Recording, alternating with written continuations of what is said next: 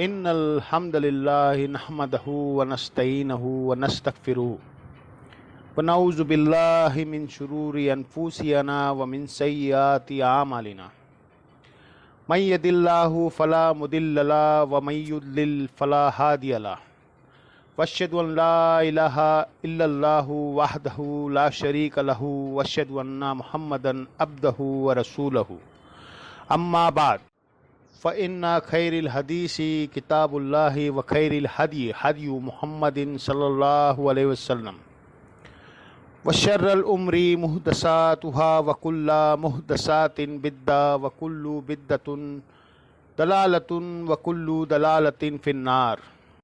اعوذ باللہ السمیع العلیم من الشیطان الرجیم من ہمزہ ونفخہ ونفثہ۔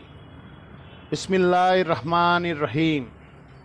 رب اشرح لی صدری ویسر لی امری واحلل عقدۃ من لسانی یفقہوا قولی۔ بسم اللہ الرحمن الرحیم۔ ان اللہ وملائکتہ یصلون علی النبی یا ایھا الذین آمنوا صلوا علیہ وسلموا تسلیما۔ اللہم صل علی محمد وعلی آل محمد کما صلیت علی ابراہیم وعلی آل ابراہیم انک حمید مجید۔ اللہم بارک علی محمد وعلی آل محمد کما بارکت علی ابراہیم وعلی آل ابراہیم انک حمید مجید۔ اللہم ربنا آتینا فی الدنیا حسنۃ وفی الآخرۃ حسنۃ وقنا عذاب النار۔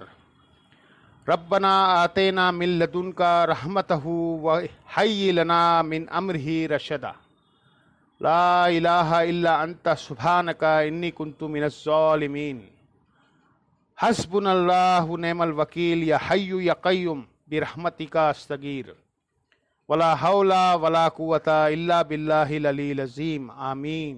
الحمدللہ آج 16 اکتوبر 2024 کو وینسڈے کے دن ہم انشاءاللہ تعالی قرآن کلاس نمبر 119 میں سورۃ الاعراف کی آیت نمبر 59 سے انشاءاللہ آنورڈ سٹارٹ لیں گے۔ سورۃ الانعام کے تعارف میں میں نے قرآن حکیم کی جو آیت کی کیٹیگری ہے اسے ڈسکس کیا تھا۔ شاہ ولی اللہ دہلوی کی کتاب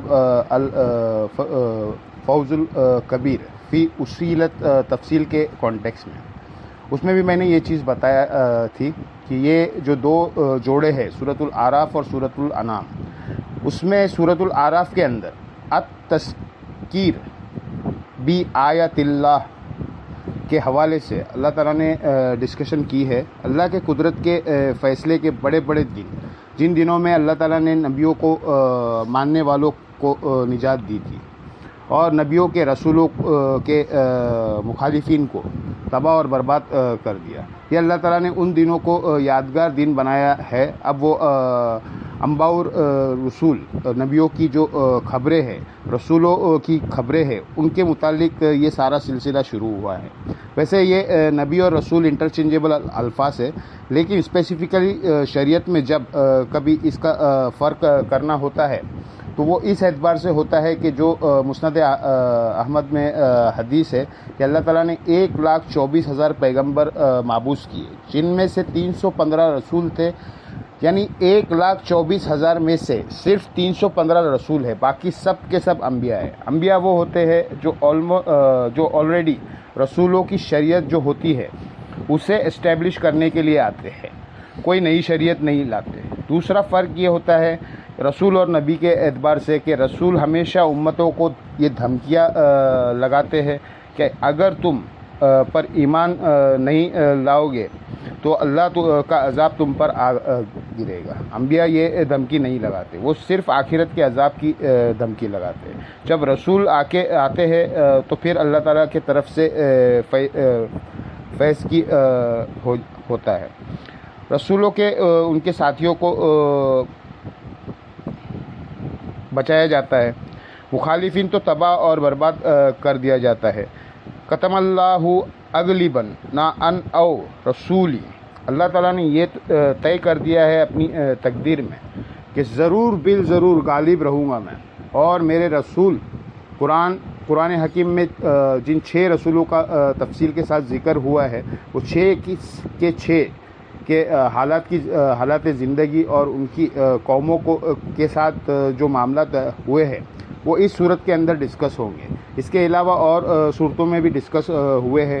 ان میں سے 3 رسول وہ ہے جو پری ابراہیمک ہے، یعنی ابراہیم علیہ السلام سے پہلے کہ حضرت نوح علیہ السلام، حضرت ہود علیہ السلام اور حضرت صالح علیہ السلام، اور 3 آپ سمجھ لیں پوسٹ ابراہیمی کے۔ ایک تو خیر ابراہیم علیہ السلام کے زمانے کے ہے حضرت لوط علیہ السلام، جو حضرت ابراہیم علیہ السلام کے بھتیجے یا بھانجے، یہ رشتہ ان کا اسرائیلی روایتوں میں ملتا ہے ان کے زمانے میں۔ اور 2 رسول ہے جو حضرت ابراہیم علیہ السلام کے اولاد میں ہی ہے لیکن بعد میں ہوئے ہیں، حضرت شعیب علیہ السلام اور حضرت موسیٰ علیہ السلام۔ حضرت ہارون علیہ السلام ان کے ساتھ اٹیچ تھے۔ عیسیٰ علیہ السلام بھی رسول ہے لیکن ان کے کیس میں اس طرح امت پہ ان کی موجودگی میں کوئی عذاب نہیں آیا۔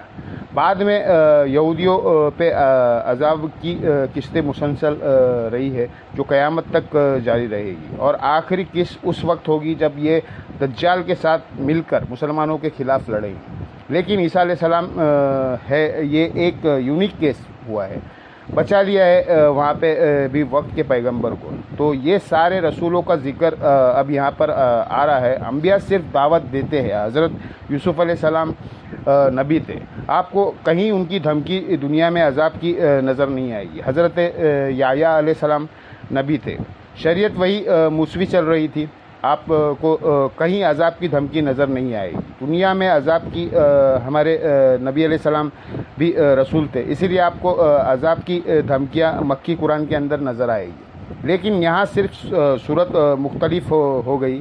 عذاب قتال کی شکل میں اللہ تعالیٰ نے مسلط کیا، جو سورہ التوبہ کی آیت نمبر 14 ہے کہ اللہ تعالیٰ مسلمانوں کی تلواروں کے ذریعے کافروں کو عذاب دے گا۔ وہ غزوہ بدر میں، احد میں، خندق میں، اور پھر قاسیہ اور یرموک میں، تو باقی جو اہل الکتاب میں سے تھے جن کی طرف نبی علیہ السلام نے خطوط لکھے، ان پہ بھی اللہ تعالیٰ کی طرف سے عذاب استحصال آیا۔ ہمارے نبی کے کیس میں عذاب کی شکل بھی مختلف تھی، وہ قتال کے شکل میں آیا، اور دعوی نبوت کا معجزہ بھی مختلف قرآن کی شکل میں۔ اگلے انبیاء کی دعوی نبوت کے معجزات فزیکل فینومینا آف نیچر کو توڑنے والے، قانون قدرت کو توڑنے والے ٹینجیبل معجزات تھے۔ مردے کو زندہ ہونا، ایسا عصا کا اجزا بننا، اس طرح کے معجزات۔ نبی علیہ السلام کے بھی کچھ معجزات ہے، مبارک انگلیوں سے چشمہ کو جاری ہو جانا، بخاری مسلم میں، لیکن جو دعوی نبوت کا معجزہ ہے وہ صرف قرآن ہے۔ تو یہ نبی علیہ السلام کی 2 خصوصیت ہے، آپ کو معجزہ بھی الگ، آپ کا کیس میں عذاب استحصال بھی الگ۔ اب اللہ کا نام لے کے شروع کرتے ہیں۔ سورۃ الاعراف کی آیت نمبر 59۔ سب سے پہلے نوح علیہ السلام کا ذکر خیر شروع ہو رہا ہے۔ نوح علیہ السلام کا جو زمانہ ہے حضرت آدم علیہ السلام سے آلموسٹ 2000 سال بعد کا ہے۔ اب یہ رف سے آئیڈیا ہے، آج سے آلموسٹ سمجھ لیں 8000 سال پہلے، کوئی ڈیفینیٹ نہیں ہے، لیکن ایک اندازہ ہے۔ اعوذ باللہ من الشیطان الرجیم، بسم اللہ الرحمن الرحیم۔ لقد ارسلنا نوحا الی قومی، بے شک ہم نے بھیجا نوح علیہ السلام کو ان کی قوم کی طرف۔ یہ آلموسٹ 7-8 ہزار سال پہلے کی بات ہے۔ رفلی حضرت آدم علیہ السلام کا زمانہ جو ہے وہ 8-10 ہزار سال پہلے کا ہے۔ باقی جو ڈھانچے دریافت ہوئے ہیں لاکھوں سال پرانے انسانوں کے، وہ اپنی جگہ ہے، لیکن جو انسان اللہ نے چوز کیا، جس میں اپنی روح ہوگی اور باقی معاملات چلے، وہ حضرت آدم علیہ السلام ہیں۔ اب یہ ایک ٹیکنیکل بیسے ہے، سائنٹیفک بیسے، آپ یوٹیوب پر میری ایک ویڈیو دیکھے ہے، ایولیوشن کے پوائنٹ آف ویو سے دیکھیں، میں نے اس میں کچھ چیزیں ڈسکس کی ہے۔ بے شک ہم نے بھیجا نوح علیہ السلام کو ان کی قوم کی طرف، فقالا، تو انہوں نے کہا، یا قومی اعبدوا اللہ، اے میری قوم عبادت کرو اللہ کی۔ تمام رسول یہی بات کرتے ہیں۔ وَلَقَدْ بَعَثْنَا فِي كُلِّ أُمَّةٍ رَسُولًا، اور بے شک ہم نے ہر امت میں کوئی نہ کوئی رسول بھیجا، آن یعبد اللہ واجتنبوا الطاغوت، کہ عبادت کرو اللہ کی اور طاغوت کی نفی کرنی ہے۔ اللہ کے مقابلے پہ جتنی بھی ہستیاں ہیں ان کی نفی کرنی ہے۔ اب اور عبادت ٹوٹل اوبیڈینس کا نام ہے، محبت کے ساتھ۔ ایک ہے اطاعت ہے صرف حکم ماننا، وہ جبرن بھی ہو سکتی ہے۔ ایک ہے دل کے ساتھ ایکسیپٹ کرتے ہوئے اطاعت اختیار کرنا، اگر وہ اللہ کے کیس میں ہو تو وہ عبادت کہلاتی ہے، اگر رسول کے کیس میں ہو تو اتباع کہلاتی ہے۔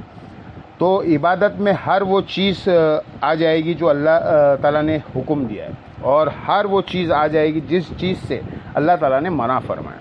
یہ جنرل عبادت کے رول ہے، یعنی ٹوٹل اوبیڈینس کرو۔ ما لکم من الہ غیر، تمہارا کوئی معبود نہیں ہے سوائے اس کے، یعنی معبود ہونے کا تقاضا ہے کہ اسی کی اوبیڈینس کرنی ہے، اور اگر نہیں کرو گے انی اخاف علیکم عذاب یومن عظیم، بے شک مجھے خوف ہے تم پر اس بڑے دن کے عذاب کا۔ یہ وہی ہے ایام اللہ کے بڑے بڑے جو دن تھے، جس دن اللہ نے فیصلے کیے قوموں کو ہلاک کرنے کے۔ ظاہر ہے جی ایک انسان کو مارنا ہی بہت بڑا فیصلہ ہے، اور جب انسانیت کا ایک بہت بڑا گروہ تباہ کر دیا جائے، کبھی سمندری طوفان کے ذریعے، کبھی چنگاڑ کے ذریعے، کبھی زلزلے کے ذریعے، کبھی پتھروں کی بارش کے ذریعے، کبھی تیز آندھی اور ہواؤں کے ذریعے، کبھی آسمانوں سے بجلی گرا کے، یہ سارے عذابات ہیں جو نقل ہوئے ہیں۔ تو یہ ظاہر ہے اللہ کے فیصلے کے بہت بڑے دن ہیں، یہ کوئی ایسے دن نہیں ہے جسے ہم بھلا دیں۔ قال الملأ من قومی، تو جب حضرت نوح نے یہ دعوت بلند کی تو ان کی قوم کے جو سردار تھے سب سے پہلے ان کے دم پہ پاؤ آ گئے۔ کیوں؟ رسول چونکہ لیڈر ہوتا ہے، لوگ اس کے ساتھ جذباتی طور پہ اپریٹڈ ہوتے ہیں، اس کے لیے جان دینے کے لیے تیار ہو جاتے ہیں۔ دنیاوی سردار تو صرف جسموں کے اوپر حکومت کرتے ہیں، رسول جو ہے وہ دلوں پہ حکومت کرتے ہیں۔ تو سب سے بڑا خطرہ ان سرداروں کو لگ جاتا ہے کہ ان کی سرداری چھین جاتی ہے۔ وہ پیغمبروں کو ایک اور سردار کی نظر سے، ایک اور لیڈر کی نظر سے دیکھ رہے ہوتے ہیں کہ ہماری سرداری اب اسٹیک پر لگ گئی ہے، اب یہ بڑا سردار بن جائے گا۔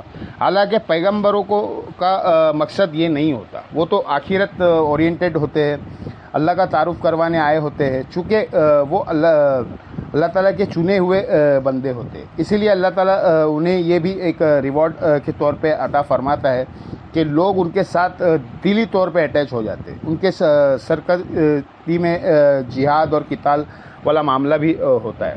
تو سب سے پہلے سردار مخالف ہوتے ہیں۔ آج بھی اگر آپ کوئی حق کی آواز بلند کریں تو سب سے پہلے مولوی کھڑے ہوئیں گے، اگر وہ دینی طبقے سے بلند ہو رہی ہو۔ اگر پولیٹکس کی کیٹیگری میں ہو رہا ہے تو کوئی پولیٹیشین کھڑے ہو جائے گا، تو وہ فوراً اس کے خلاف کاؤنٹر نیریٹو کھڑا کریں گے۔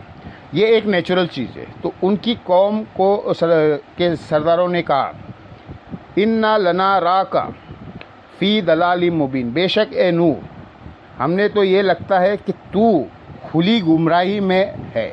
اندازہ کرو جس طرح یہاں پہ گستاخ اور بے دین ہونے کا اور قرآن اور سنت کے خلاف ہونے کا فتویٰ، یعنی جو وہ خود ہوتے ہیں نا وہی فتویٰ لگاتے ہیں، انہیں پتہ ہے کہ یہ کام کر جائے گا۔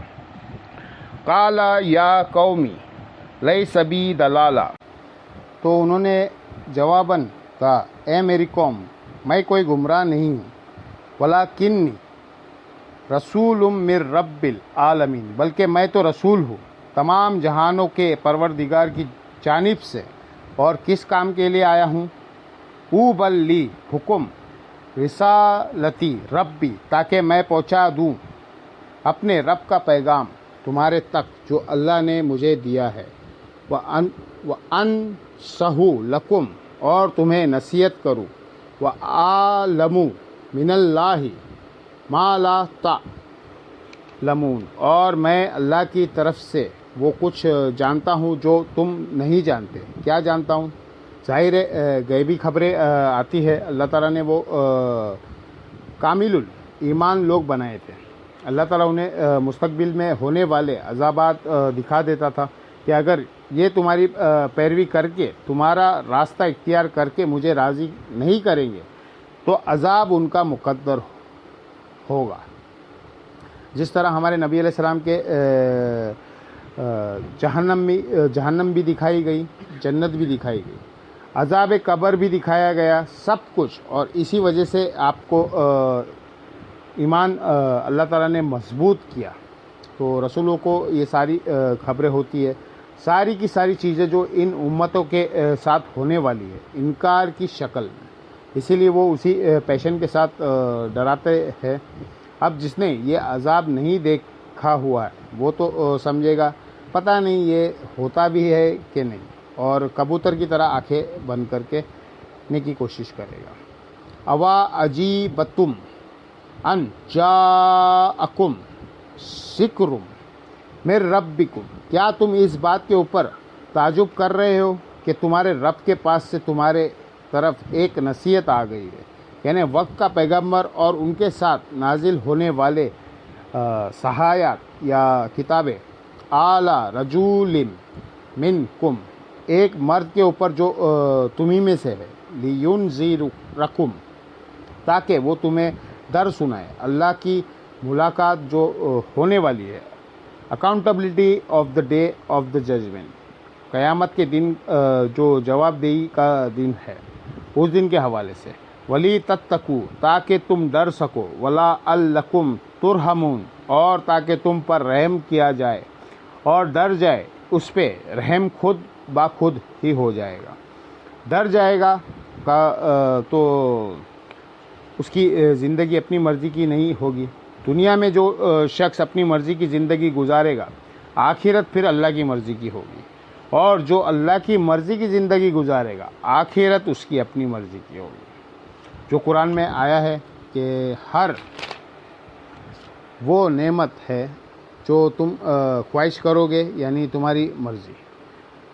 فَكَذَّبُوا، بس انہوں نے اسے جھٹلا دیا. فَأَنجَيْنَاهُ، تو اللہ نے نجات دے دی انہیں، یعنی نوح علیہ السلام کو. وَالَّذِينَ مَعَهُ، اور ان کے ساتھیوں کو.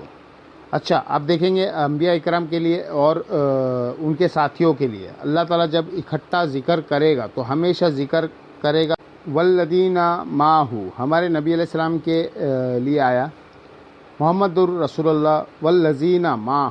لیکن جو صحابی کی ٹرم ہے نا زیادہ عام ہو گئی، حالانکہ قرآن جس ٹرم سے بھرا پڑا ہے نا وہ ہے والذین معہ، جو لوگ ایمان لے کے آئے ان کے ساتھ. شاید یہ لمبی تھی ٹرم، صحابی ایک مختصر لفظ تھا اسی لیے اس سے زیادہ پروموشن مل گئی، ورنہ قرآن کی ٹرم جو زیادہ ہے نا وہ یہی ہے جو ایمان لے کر آنے والے تھے ان کے ساتھ. اس طرح سے کئی ایک ٹرمولوجیز عام ہو جاتی ہے. نبی کا لفظ زیادہ استعمال ہوتا ہے، رسول بہت کم استعمال ہوتا ہے. ہم کیا ذکر کرتے ہیں انبیاء اکرام، ویسے نبی اور رسول انٹرچینجیبل الفاظ ہے، لیکن رسول وہ ہوتا ہے جو دھمکی لگاتا ہے اور نبی صرف دعوت دیتا ہے. اس کی اور مثالیں بھی موجود ہے. مومن اور مسلم، مسلم وہ ہے جو سر تسلیم حمد کرے، اللہ کو، رسول کو، آخرت کو مانے. مومن وہ ہے جو اللہ اور رسول کی مانے. یہ بھی ایک انٹرچینجیبل جوڑا ہے. تیسرا جوڑا جہاد اور قتال. عموماً ہم جہاد ہولی وار یا ہولی جنگ کو کہتے ہیں، لیکن قرآن کے ٹرم میں جو دعوت اور تبلیغ کا کام ہے یہ بھی جہاد ہے. فلا توتی الکافرین وجاہدہم بیہ جہادا کبیرا. آپ نے کافروں کی اطاعت نہیں کرنی، کوئی پرواہ نہیں کرنا ان کی، اور قرآن کے ذریعے بدا جہاد کرنا ہے. اب یہ مکی آیت ہے سورۃ الفرقان کی، لیکن جو میدان جنگ میں آپ کھڑے ہوتے ہیں نا اس جہاد کے لیے اسپیسیفکلی جو لفظ استعمال ہوتا ہے نا وہ قتال ہوتا ہے، لیکن انٹرچینجیبل الفاظ ہے، یہاں تک کہ ایمان بخاری میں وہ جو حدیث ہے نا کہ میری امت کا ایک گروہ قیامت تک حق کی خاطر قتال کرتا رہے گا، اس کے اوپر باب باندھا ہے ہوا اہل العلم، یہ اہل علم ہوں گے۔ امام بخاری نے علم کے ساتھ جہاد کرنے کو بھی قتال سمجھتے ہیں، ویسے ہے قتال ہی ہے۔ صحیح العقیدہ علماء کا قتل نہیں کیا گیا امت میں، حضرت امام حنیفہ کو زہر کا پیالہ نہیں پلایا گیا، حضرت امام نسائی شہید نہیں ہوئے، ایسے کئی ہے۔ تو انہوں نے کوئی تلوار تو نہیں اٹھائی، علم کی تلوار تھی جو ٹوٹی ہی نہیں، نہ اسے زنگ لگتا ہے نہ پرانی ہوتی ہے۔ دیکھیں ابھی تک موجود ہے، جنگوں کی تلوار تو شاید ایک آدھ آپ کو کسی کے یہاں مل جائے، لیکن جن کی علمی تلواریں تھیں، جن کے پاس وہ ٹیبلوں پہ ہمارے سجی ہوئی ہے، گھر گھر میں ہے، اور سارا ثواب ان لوگوں کو ہو رہا ہے۔ جو صحیح مسلم کی حدیث ہے کہ میت کو 3 اعمال کا ثواب ملتا ہے، صدقہ جاریہ، علم کی بات، اور نیک اولاد جو دعا کرتی ہے۔ والذین معہ، یہ اہل ایمان جو انبیاء کے ساتھ ہوتے تھے۔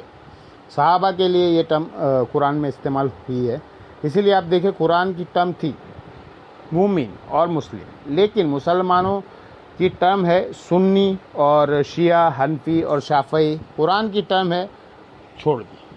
اچھا، اس سے پتہ چل گیا یہ لفظ ماں ہے ساتھ، تو یہ اسی طریقے سے ہو جاتا ہے ماہ رمضان کے مہینے کے روز ہے، ماہ رمضان بول دیا، اب مہینے کا لفظ بولنے کی ضرورت نہیں ہے۔ ماں ہو ساتھ ہونا، اس کے ساتھ با دوبارہ سلام کو والذین ماں ہو، ان کے ساتھیوں کو، فلک کشتی کے اندر، تفسیر کے ساتھ ذکر سورہ ہود کے اندر اور باقی صورتوں میں آئے گا، یہاں مختصر ذکر ہے وَأَغْرَقْنَا الَّذِينَ كَذَّبُوا بِآيَاتِنَا، اور غرق کر دیا اللہ تعالیٰ نے ان کو جو ہماری آیت کو جھٹلایا کرتے تھے، ہم نے انہیں غرق کر دیا۔ اِنَّهُمْ كَانُوا قَوْمًا عَمِينَ، بے شک وہ لوگ ایسے لوگ تھے جو اندھے ہو چکے تھے، اور یہاں اندھا ہونے سے مراد دل کا اندھا ہوتا ہے، روحانیت کی آنکھ بند ہونا، یہ صوفیہ والی روحانیت نہیں، اللہ کی شناخت والی اندھے ہو چکے تھے۔ اچھا، یہ سیم ملتے جھلتے الفاظ تمام رسولوں کے لیے ریپیٹ ہوتے نظر آئے۔ اچھا، اب سوچیں گے کہ اہل ایمان تو بچا لیے گئے، باقی کافر تو غرق کر دیے گئے، تو یہ بعد میں کافر کہاں سے دنیا میں آ گئے؟ مومنین کی اولاد مومنین ہی ہونی چاہیے نا۔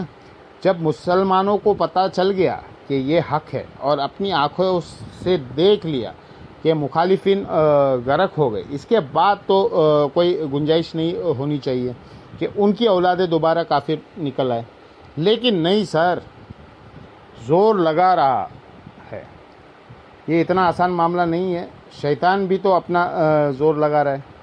وقت جب گزرتا ہے نا، آہستہ آہستہ آہستہ دنیا کی محبت کا غلبہ جو اللہ تعالیٰ نے انسان کے انسٹنکٹ میں ڈال رکھا ہے، ہمیشہ رہنے کی خواہش، دنیا کی عیاشیاں، یہ انسان کو آہستہ آہستہ دھکیل دیتی ہے شیطان کے راستے۔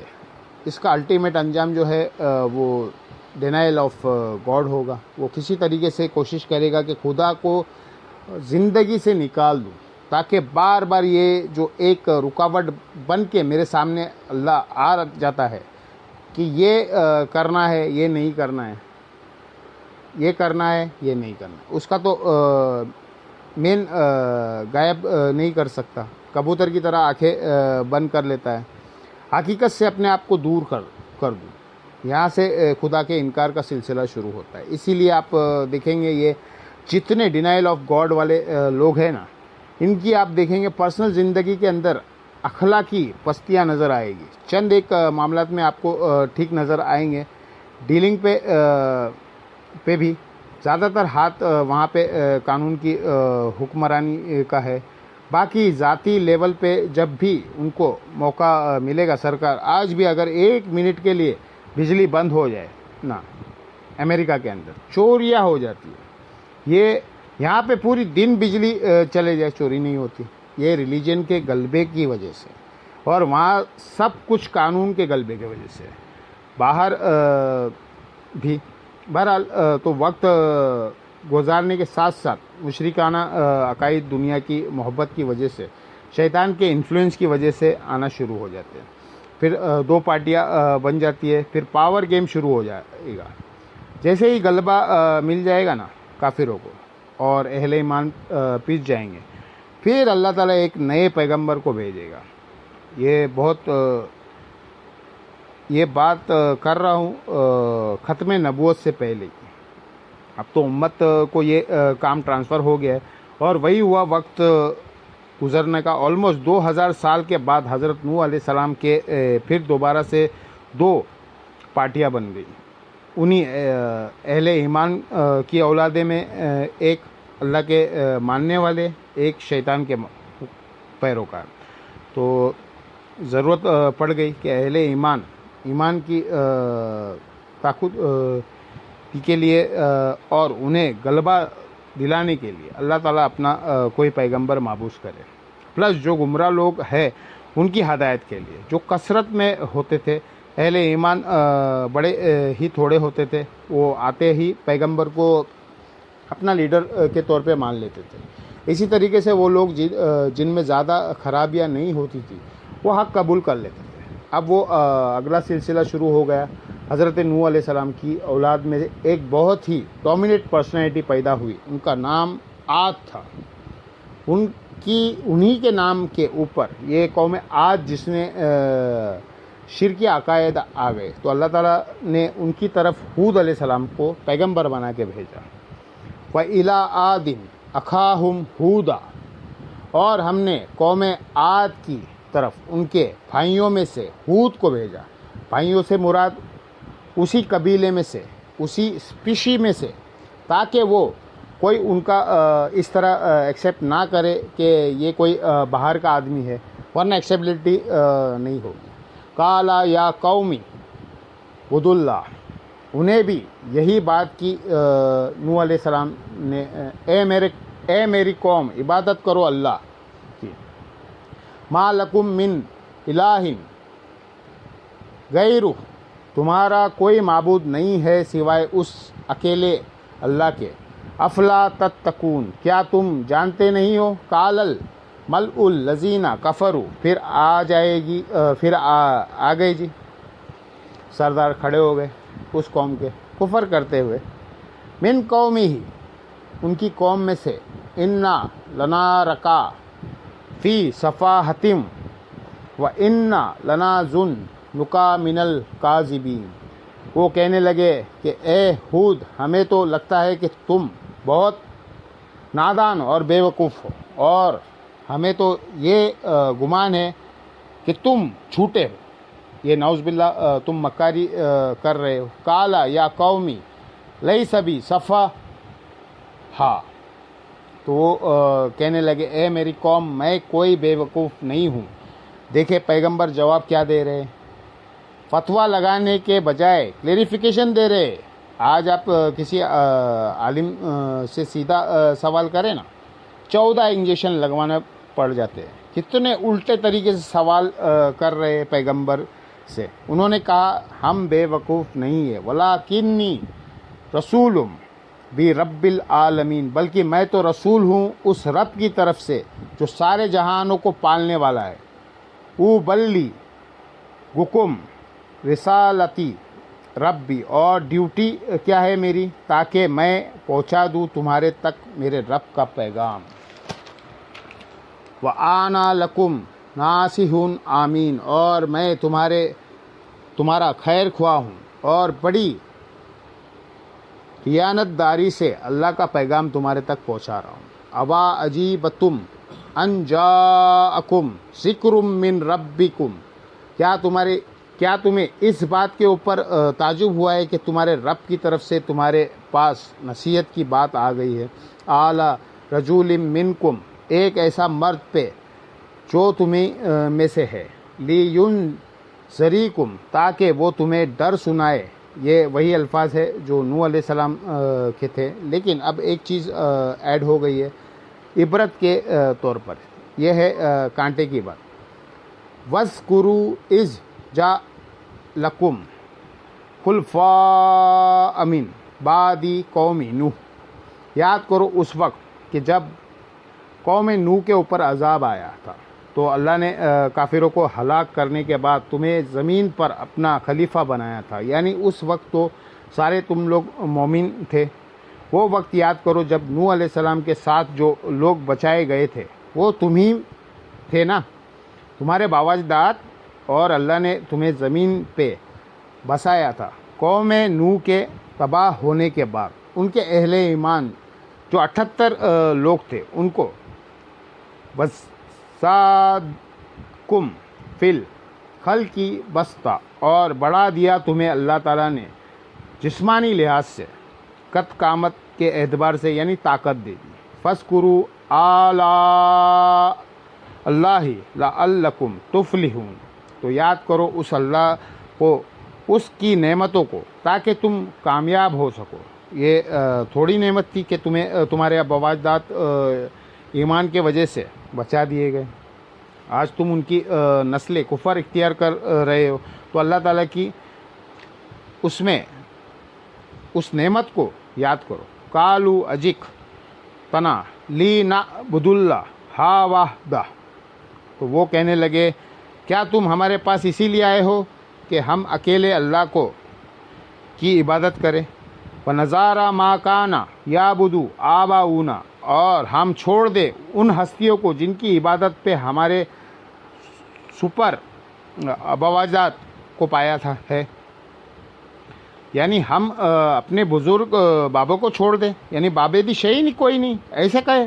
فَتِینَا بِمَا تَعِیدُونَ إِن كُنتَ مِنَ الصَّادِقِینَ، اور تو سچا ہے نا تو لے آ وہ عذاب جو تو ہمیں وعدہ دیتا ہے، اگر تو سچا ہے۔ اب ظاہر ہے کہ عذاب لانا پیغمبر کے اختیار میں نہیں ہوتا، پیغمبر تو صرف دعوت دیتا ہے، اللہ ڈیسائیڈ کرتا ہے کہ کس قوم کا ٹائم کب پورا ہوتا ہے، وہ پیغمبر کو بھی نہیں بتایا جاتا، ورنہ تو ظاہر ہے پیغمبر کے لیے بھی وقت گزارنا مشکل ہو جائے۔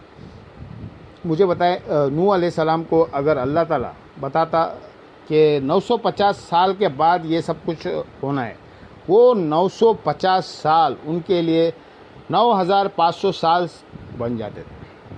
انتظار کا ایک ایک لمحہ کتنا مشکل ہوتا ہے، انسان فوراً رزلٹ اورینٹڈ ہوتا ہے، تو اسی لیے اللہ تعالیٰ اس کا فیصلہ جو کرتا ہے وہ پیغمبروں کو یا دین کے کام کرنے والوں کو نہیں بتاتا، صحابہ کو نہیں پتا تھا، بعد میں ہونا ہے۔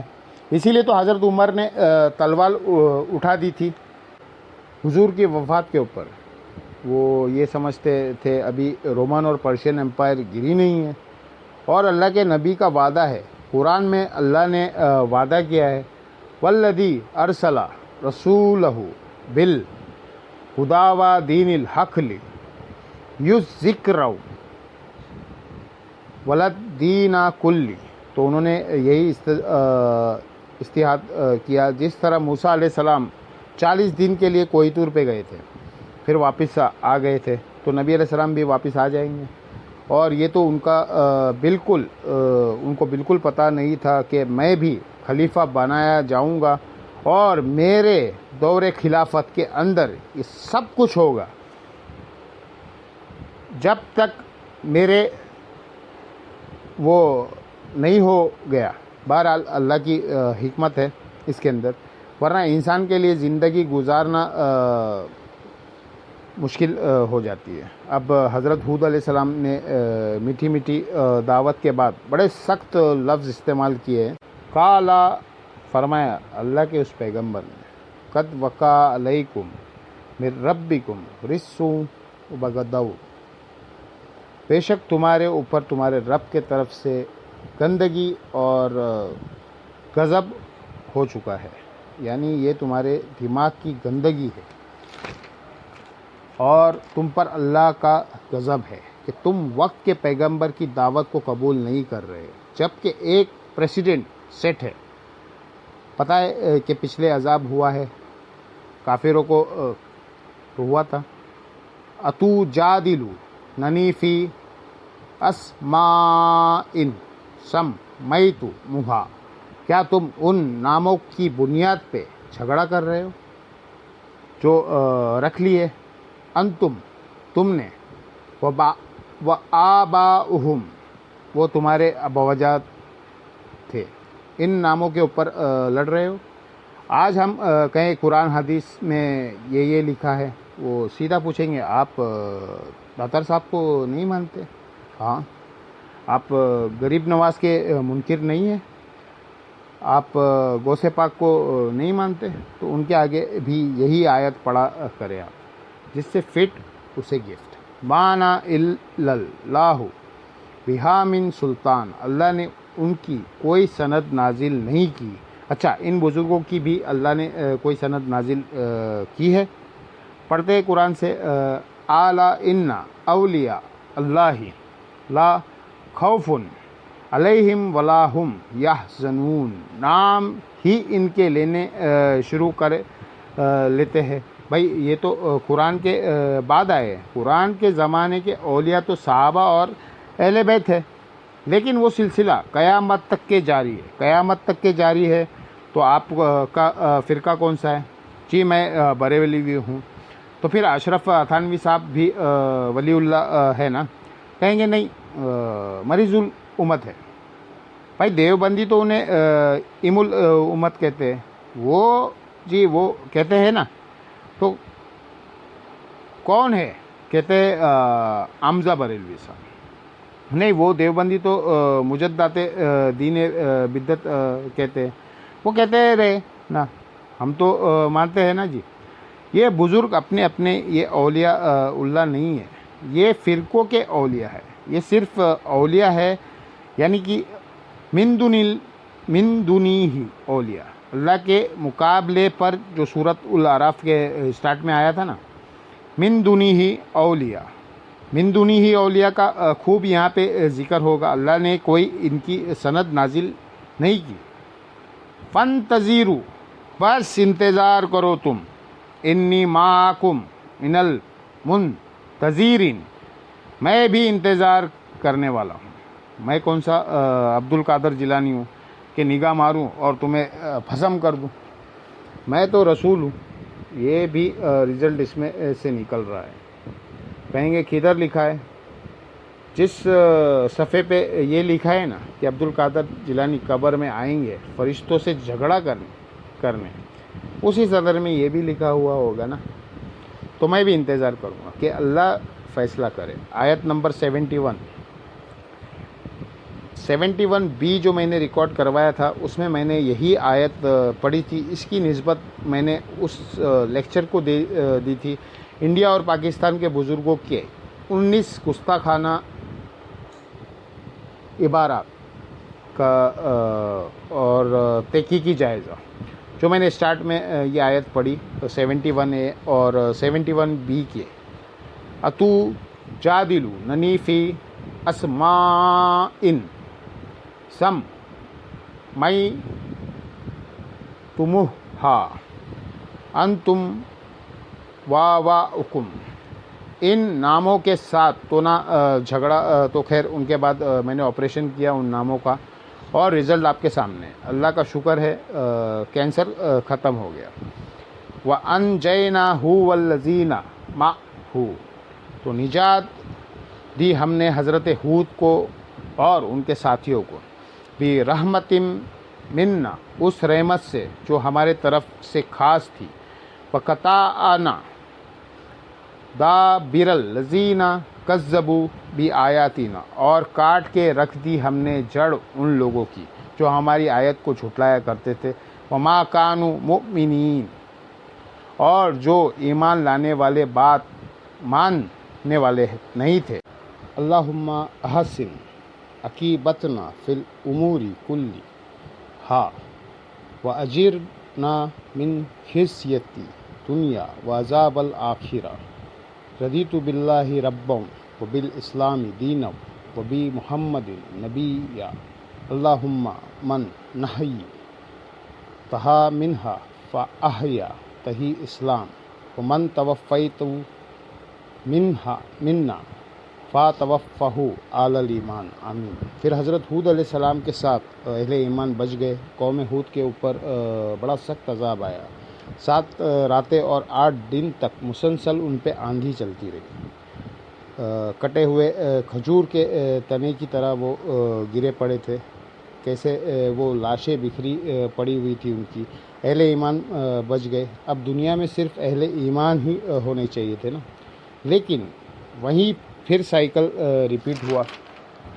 تاریخ اپنے آپ کو دہراتی ہے، حق اور باطل کی جنگ میں کشمکش جاری رہتی ہے۔ پھر اس امت کے اندر وقت گزارنے کے ساتھ ساتھ مشرکانہ اوہام، شرکی ایکٹیویٹیز، دنیا کی محبت کے غلبے کی وجہ سے، شیطان کی انفلوئنس کی وجہ سے، نفس کے غلبے کی وجہ سے آنا شروع ہوئی۔ پھر 2 پارٹیاں بن گئی، اور ادھر بھی کوئی ڈومینیٹ پرسنالٹی تھی، سمود، جس کے نام کے اوپر اس قوم کا نام پڑ گیا۔ وَإِلَىٰ سَمُودَ أَخَاهُمْ صَالِحًا، اور قوم سمود میں سے انہی کے بھائیوں میں سے صالح کو بھیجا۔ قَالَ يَا قَوْمِ اعْبُدُوا اللَّهَ، انہوں نے بھی وہی بات کی، اے میری قوم عبادت کرو اللہ کی۔ مَا لَكُم مِّنْ إِلَٰهٍ غَيْرُهُ، تمہارا کوئی معبود نہیں ہے سوائے اس کے۔ قَدْ جَاءَتْكُمْ بَيِّنَةٌ مِّن رَّبِّكُمْ، بے شک میں تمہارے رب کی طرف سے روشن دلائل لے کر آیا ہوں، اور وہ سب سے بڑی دلیل جو ان کا منہ مانگا معجزہ تھا۔ ہٰذِهِ نَاقَۃُ اللَّہِ، یہ ہے اللہ کی اونٹنی، لکم آیا، جو تمہارے لیے آیا ہے، نشانی معجزہ۔ فَذَرُوهَا تَأْکُلْ فِی أَرْضِ اللَّہِ، تو اسے چھوڑ دو کہ یہ اللہ کی جو کھیتی ہے اس میں کھاتی پیتی رہے۔ وَلَا تَمَسُّوهَا بِسُوءٍ، اور برائی کے ساتھ اللہ کی اونٹنی کو ہاتھ نہیں لگانا۔ فَیَأْخُذَکُمْ عَذَابٌ أَلِیمٌ، اگر ایسا ہوا تو اللہ کا عذاب تم پر آ جائے گا۔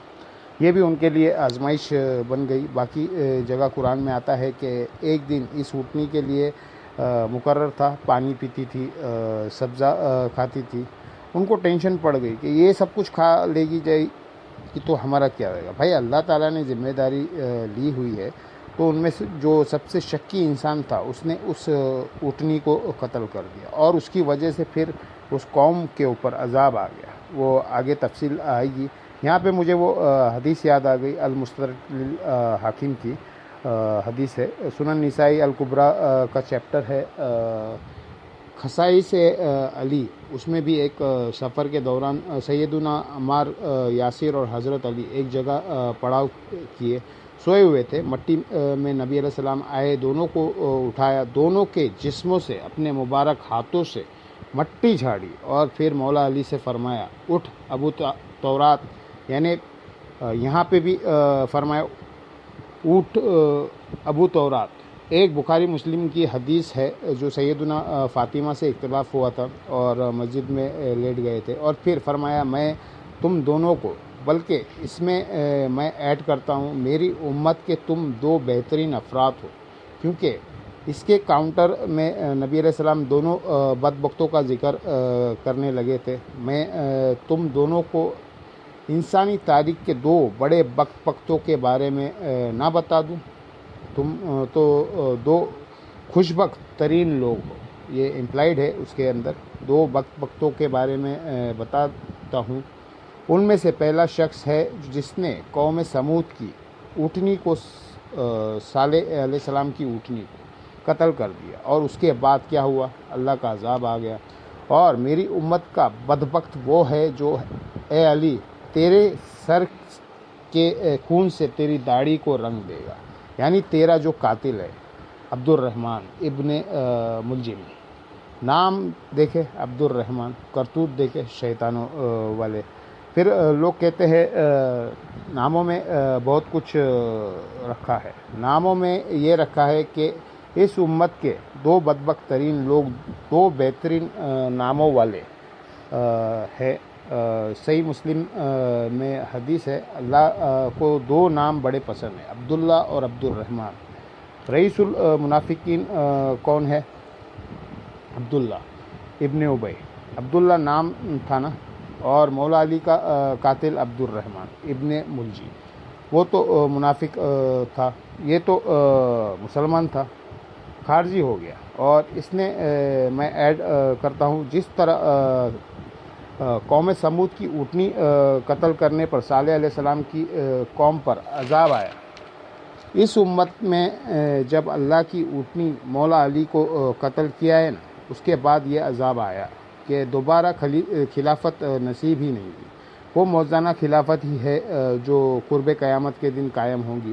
یہ تکلیف ہم آج تک بھگت رہے. مولا علی ایک آخری کوشش تھے ابو بکر اور عمر رضی اللہ تعالیٰ عنہ کی خلافت کو دوبارہ سے ریوائیو کیا جاتا, لیکن اس امت سے نے ان کا ساتھ نہیں دیا. بہرحال یہاں پر آ جائے قوم سمود کی اونٹنی کی طرف. وَاذْكُرُوا إِذْ جَاءُوا لَكُمْ خُلَفَاءَ مِن بَعْدِ عَادٍ. یاد کرو جب اللہ نے تمہیں جانشین بنایا تھا عاد کے بعد. دیکھ لے ہسٹری بار بار ریپیٹ ہو رہی ہے. پاکستان میں بھی میں پولیٹیکل لیڈرز کو کہتا ہوں کہ اگر تم ہسٹری دیکھیں نا, بار بار ریپیٹ ہو رہی ہے وہی کچھ, پھر بھی حرکتوں سے باز نہیں آتے.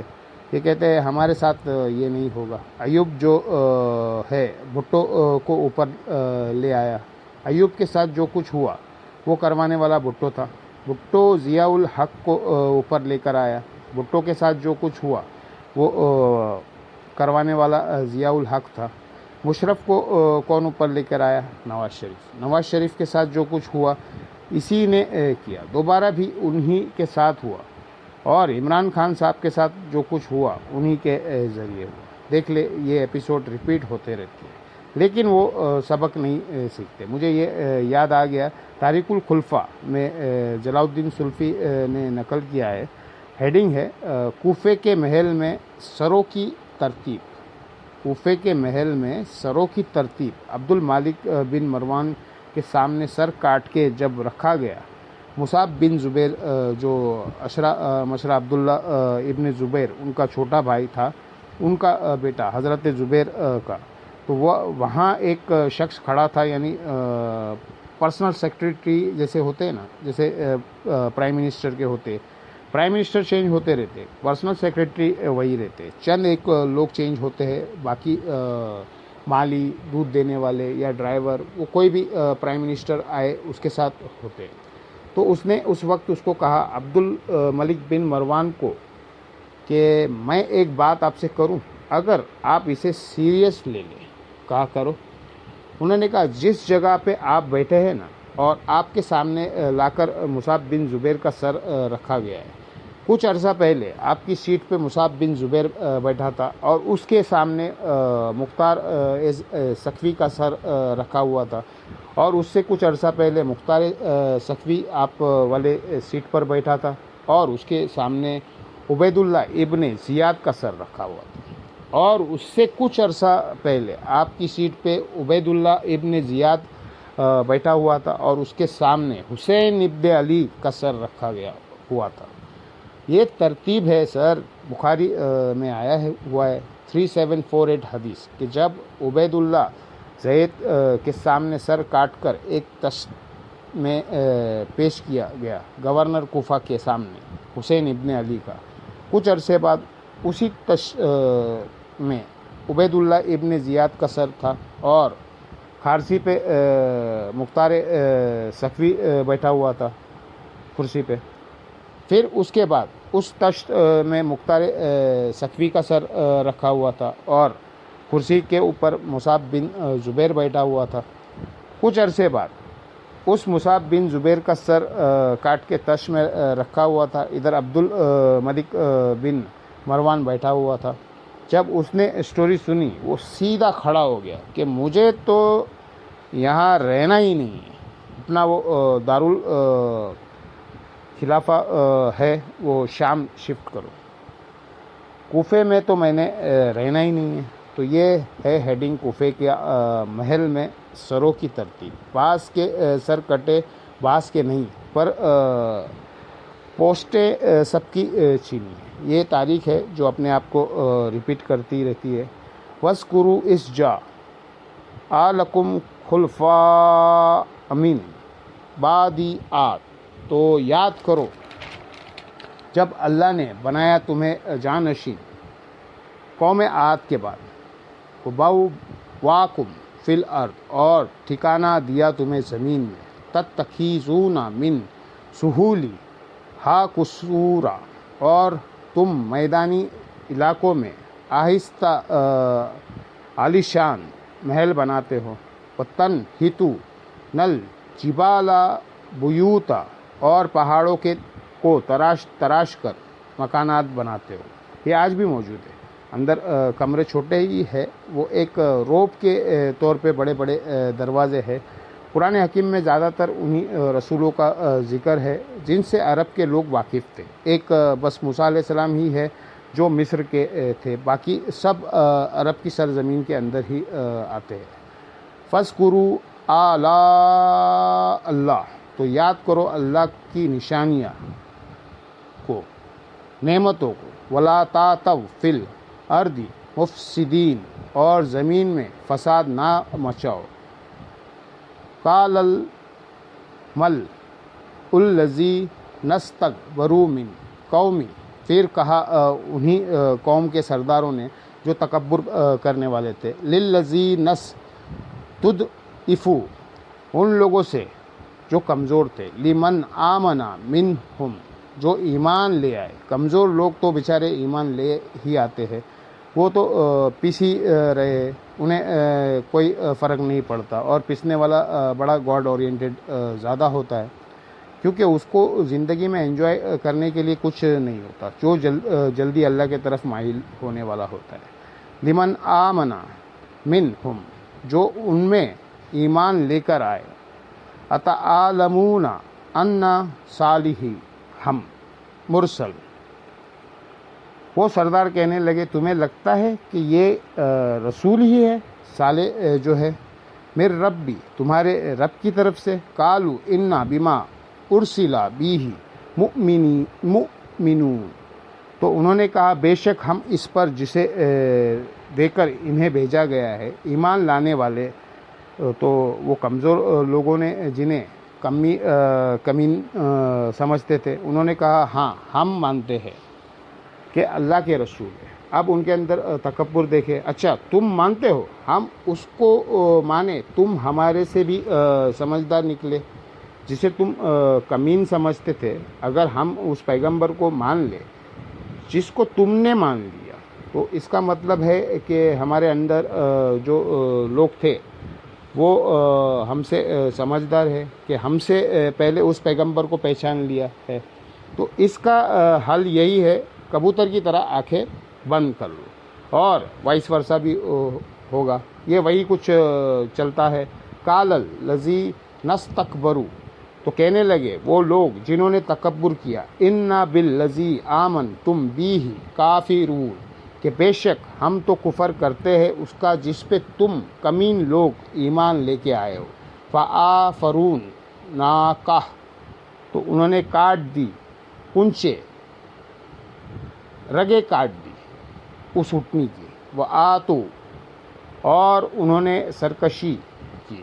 ان امری ربہم، اپنے رب کے حکم سے. وقالو یا صالح، اور کہنے لگے صالح.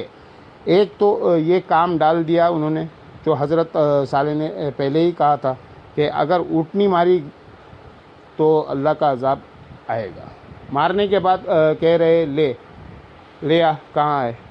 یا صالح تینا بما تعیدونا ان کنتا من المرسلین، لے آ وہ عذاب. اے صالح جو تو ہمیں وعدہ دیا کرتا تھا اگر تو رسولوں میں سے ہے. ان کنتا من المرسلین، اگر تو رسولوں میں ہے. فاخذتہم الرجفہ، تو انہیں عالیہ زلزلے کے جھٹکوں نے۔ فَأَصْبَحُوا فِي دَارِهِمْ جَاثِمِينَ، تو وہ صبح کے وقت اپنے گھروں کے اندر ہی منہ کے بل لیٹے ہوئے مردہ حالت میں پائے گئے۔ فَتَوَلَّىٰ عَنْهُمْ، تو صالح علیہ السلام نے منہ پھیر کر ان کی طرف جب دیکھا، وَقَالَ يَا قَوْمِ، تو بڑے حسرت کے ساتھ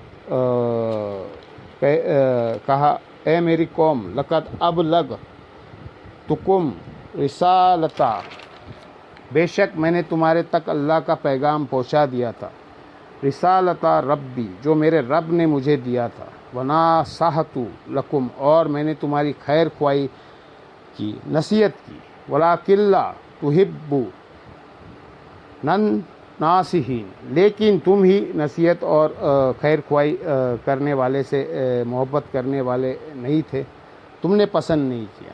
تو یہ ان کی حسرت کا اظہار ہے۔ بیسیکلی ان کو کیا کہنا تھا، وہ اپنے آپ کو تسلی دے رہے تھے کہ میں نے تو اپنا پیغام پہنچا دیا تھا۔ پیغمبر رقیق القلب ہوتے ہیں، جب امتوں پر عذاب آتا ہے نا، ان کو تکلیف ہوتی ہے، ان کی کبھی خواہش نہیں ہوتی ہے کہ ان کے مخالفین پہ بھی عذاب آئے، ان کی خواہش یہ ہوتی ہے کہ وہ بھی اہل ایمان میں شامل ہو جائے آخری وقت تک، لیکن وہ سرکشی پر اتر آئیں گے تو پھر ظاہر ہے اللہ کا کوڑا تو پڑتا ہے۔ ہمارے نبی علیہ السلام کو اللہ نے قرآن میں جگہ جگہ اس چیز کے اوپر آپ کہہ لیں کہ سختی کے ساتھ فرمایا ہے کہ آپ نے آپ کو ہلاک کر لو گے، اپنے آپ کو ہلاک کر لو گے اس غم سے۔ فلا الکا باقی ان نفس کا اعلیٰ آثارہم علم یؤمنون بہذا الحدیث آصفا، کہ لوگ اس قرآن کے اوپر ایمان نہیں لے کر آ رہے، اس غم میں اپنے آپ کو ہلاک کر لو گے۔ ما انزلنا علیک القرآن لتشقی، ہم نے قرآن اس لیے نازل نہیں کیا کہ تمہیں مشقت میں ڈال دے، الا تذکرۃ لمن یخشی، یہ تو نصیحت ہے اس کے لیے جو ڈر جائے۔ فذکر بالقرآن من یخاف وعید، قرآن سے اسی کو آپ نصیحت کریں جو اللہ کی دھمکی سے ڈرتا ہے، یعنی جو ڈرنا نہیں چاہتا اس کے لیے قرآن میں کوئی ہدایت نہیں ہے۔ جو ڈرنے والا ہے، ہدایت لینے والا ہے، وہ اس شخص کی مانند ہے جو سویا ہوا ہے، جب پیغمبر اسے اٹھائے گا وہ جاگ جائے گا، اور ہدایت قبول نہیں کرنے والا ہے وہ اس جاگے ہوئے شخص کے مانند ہے جو جان بوجھ کے آنکھیں بند کر کے لیٹا ہوا ہے، اس کو سارے آ کے جھنجھوڑے وہ نہیں اٹھے گا، کیونکہ اس کی نیت ہی نہیں ہے اٹھنے کی۔ اللہم اہدنا الصراط المستقیم صراط الذین انعمت علیہم غیر المغضوب علیہم ولا الضالین، آمین۔ اللہ تعالیٰ سے دعا ہے جو حق بات میں نے کی اللہ تعالیٰ ہمارے دلوں میں راسخ فرمائے، اور جذبات میں میرے منہ سے کوئی غلط بات نکل گئی تو اللہ تعالیٰ ہمارے دلوں سے باہر کر دے، ہمیں معاف بھی کر دے۔ اللہم صلی علی محمد وعلی آل محمد کما صلیت علی ابراہیم وعلی آل ابراہیم انک حمید مجید۔ اللہم بارک علی محمد وعلی آل محمد کما بارکت علی ابراہیم وعلی آل ابراہیم انک حمید مجید۔ اللہ تعالیٰ سے دعا ہے جو حق بات میں نے کہی ہمیں اس بات پہ خود عمل کر کے دوسرے بھائیوں تک پہنچانے کی توفیق عطا فرمائے۔ سبحانک اللہم و بحمدک اشہد ان لا الہ الا انت استغفرک و اتوب الیک وما علینا الا البلاغ المبین۔ جزاکم اللہ خیر۔